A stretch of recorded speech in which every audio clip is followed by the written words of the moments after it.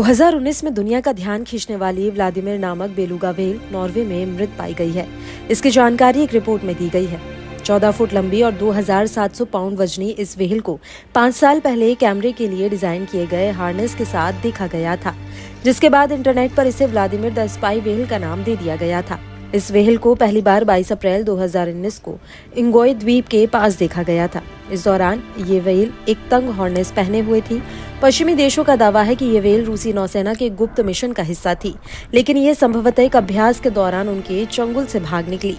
इस व्हेल का हाल्डिमिर नाम व्हेल के लिए इस्तेमाल होने वाले नॉर्वेजियन शब्द हाल और रूसी राष्ट्रपति के नाम के पहले हिस्से व्लादिमीर का मिश्रण है। बेलुगा व्हेल आमतौर पर सुदूर ठंडे आर्कटिक महासागर में रहती है। हालांकि हाल्डिमिर इंसानों के बीच रहने की अभ्यस्त थी। रूस से निकलने के बाद ये व्हेल नॉर्वे के तट के पास रहती थी। पश्चिमी देश इस व्हेल की उपस्थिति से काफी सशंकित थे।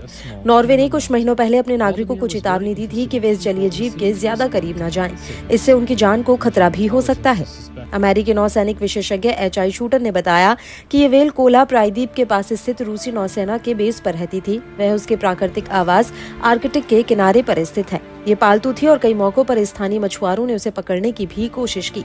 जब इस व्हेल के शरीर पर लगे हार्नेस को हटाया गया तो उस पर रूस के सबसे बड़े व्यापारिक शहर सेंट पीटर्सबर्ग में होने का लेबल लगा था। ऐसा माना जाता है कि रूसी वैज्ञानिक शोध के दौरान इस तरह के हार्नेस का इस्तेमाल करते हैं।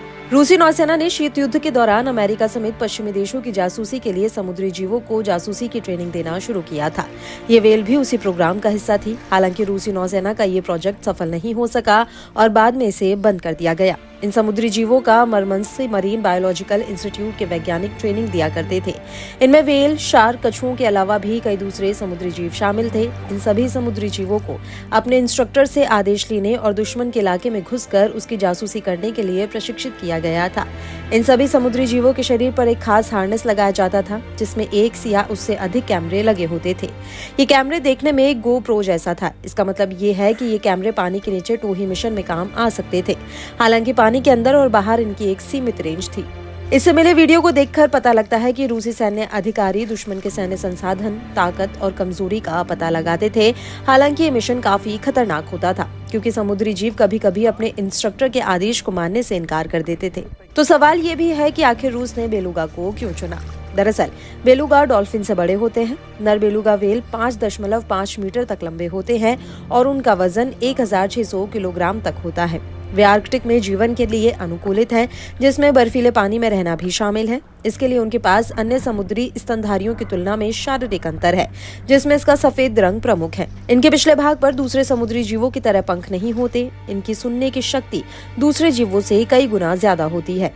इनके नाक इको लोकेशन में माहिर होती है, जिससे ये आसानी से अपने रास्ते को पता लगा लेते हैं। बेलुगा व्हेल बाकी जीवों की तुलना में धीमे होते हैं, लेकिन ये 700 मीटर तक गोता लगा सकते हैं। ये गहराई समुद्री गोताखोरों और अधिकांश पनडुब्बियों से ज्यादा है। हालांकि GUGI द्वारा संचालित और सेवेरो मार्क्स के पास ओलनिया गुबा में स्थित परमाणु ऊर्जा से चलने वाले विशेष मिशन डीप सी स्टेशन जितना गहरा नहीं है। रूसी और अमेरिकी नौसेना दोनों ने अतीत में पानी के नीचे के कार्यों के लिए समुद्री स्तनधारियों का उपयोग करने का प्रयोग किया है, जिसमें सील, सिलियन और डॉल्फिन शामिल है।